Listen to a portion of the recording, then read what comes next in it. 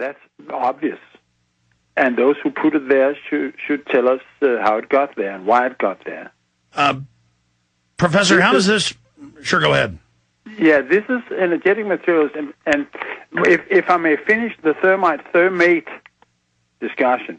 Yes. Because thermite is what I told you before. Thermite is a special variety of thermite in which you put sulfur in.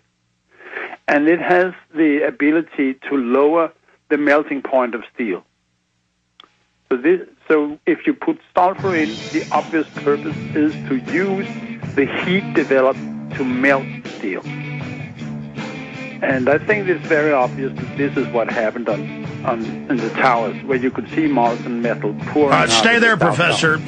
Professor Harrit, Niels Harrit, please stay with us. We'll give out any websites or other key places where folks can read your paper. We really appreciate you joining us. Back after this quick break. We've got you till 45 after, sir. Infowars.com. Hope you are listening to what you're hearing here. The good old folks at New Silver Solution. And the website is supernaturalsilver.com. Supernaturalsilver.com. This is something that kills bacteria, viruses, you name it, well documented. They've got it down to a super small nano-sized particle. Supernaturalsilver.com. Check them out at Infowars.com. Supernaturalsilver.com. There's been a lot of new developments in the swine flu hoax. It's pretty much sure now that it's a hoax. If we start seeing a bunch of deaths early this next week, then still, I mean, the regular flu kills a lot more than that. All this grandstanding, all of this, it's a big distraction from other issues, like the one we're covering now with Professor Niels Harrit, just an amazing individual, wrote a scientific paper with 8 other authors titled Active Thermetic Material Discovered in Dust at the 9/11 World Trade Center. Professor, before we go any further in this segment and the next with you, are there any particular websites? I mean, I know globalresearch.ca has your paper posted. I know that the Journal of Open Chemical Physics journal has it posted. Do you have a personal page or a site you'd like to tell people about? No, not really. I'm sorry. No, that's great. No. I was just, just offering. Now, explain to us, how did you get interested in this to research it and look at it? Well, I got hooked on the 9/11 story when I saw Building 7 coming down. And this was the revelation, like, I think it was 2.5 years ago. But accidentally, I saw Building 7 going down on a video disc my wife had gotten. And from that moment on, there has been no way back. It's as simple as that. When you as a scientist see Building 7 going down, you say, what? And then I had to push the button again and say, what? And I pushed the button 10 times. And my jaw was hanging, So, and from that moment, if you're a decent person, there's no way back. You cannot lie to yourself and say, I haven't seen this. And you wonder, of course, as a scientist, why and how does this happen? Because there's a phenomenon. It is unexplainable on the background of the official conspiracy theory. And I had never heard about Building 7 before. That in itself was an eye-opener. What is this? And this was Stephen E. Jones. The lecture he first gave on Brigham Young University. Yes. The ethics center there. That was that lecture. This was the first time the situation at all caught my attention.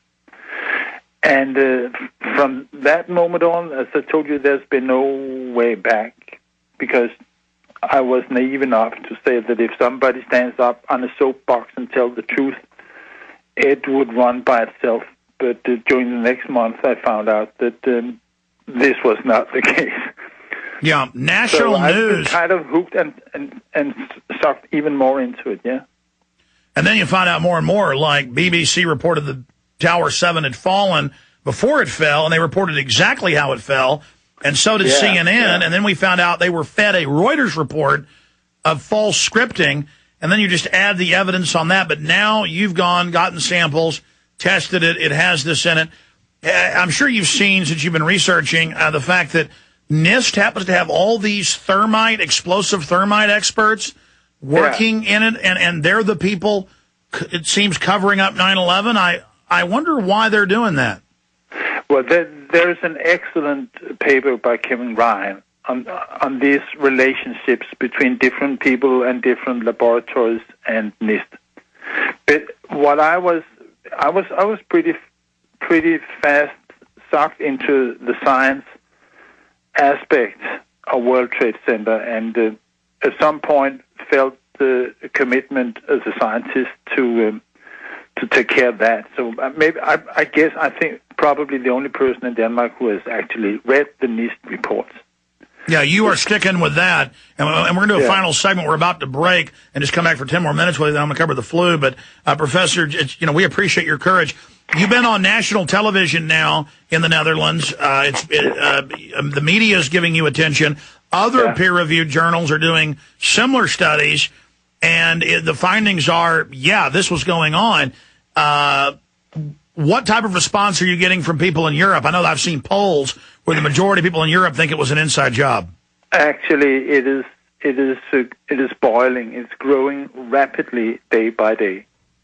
And it's true, I've been on national television, and there are two clips.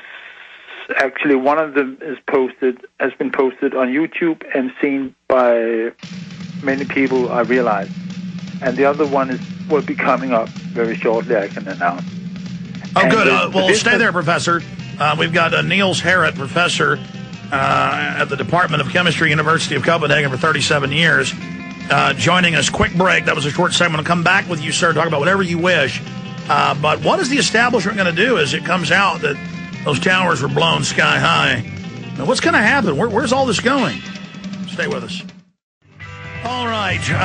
Huge new developments on the flu front coming up when our guest leaves us here in a few minutes. But Niels Harrit, a professor over in the Netherlands, my parents' favorite place to visit, by the way, in Europe. I've never been there, but I've got to get over there sometime over there with all the great folks. But, okay, Professor, I mean, in closing, where would you like to see this investigation go now? Because there's other scientists, other engineers doing the same studies, finding the same thing over and over again. No way this should have been there. You know, we originally had the thermite hypothesis by Stephen Jones because of the molten metal pouring out of the sides, because of the oxidization, the sulfidation of the steel. Then he found the little metal spheres that had the exact makeup of a thermite reaction. And then he tested thermate that had that reaction. And now you've done separate studies. As more and more of this comes out and then it gets peer-reviewed, what is the establishment going to do?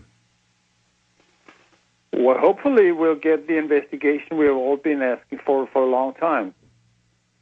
And I appreciate, of course, the news value of this investigation.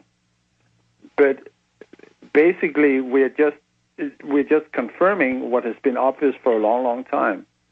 As some of us know, that the 3 skyscrapers in New York were demolished intentionally on September 11, 2001.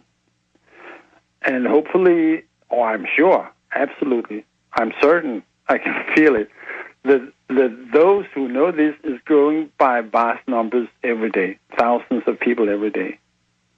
So when we reach critical mass, it will what you call it, provoke an investigation. Unless, well, folks are waking up quicker to this than they did JFK. That took 20 years to get a majority. Now it's over 90% in the we average poll. We can't wait for that. I was about to say, go ahead. We have to restore, first of all, the power of the press as an independent institution in our democracy. This is the most important thing, to restore the press. And before this is done, we cannot solve the even larger issues at hand. I agree with you. I agree, Professor. Yeah. We've got to have the info war. We've got to have the alternative media and the people's voice to tell the truth to ever counter this. That's what we're trying to build here, and we're starting to win that fight. That's why Burma's just walked up and showed me 3 more hit pieces on me today. They are coming after us big time. So, folks, pray for us. We're in the thick of the storm here. And speaking of that, Professor, have you gotten any heat from the university or any threats from anybody from what you're doing? No, not really. I mean, the situation with the university was settled almost a year ago in a situation where I actually had the opportunity to lay down the facts for my colleagues, and they respect that. Of course.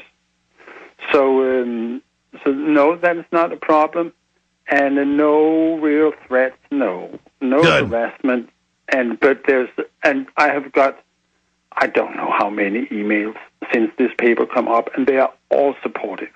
It's so nice. Let me get this opportunity to whoever has sent me an email to thank.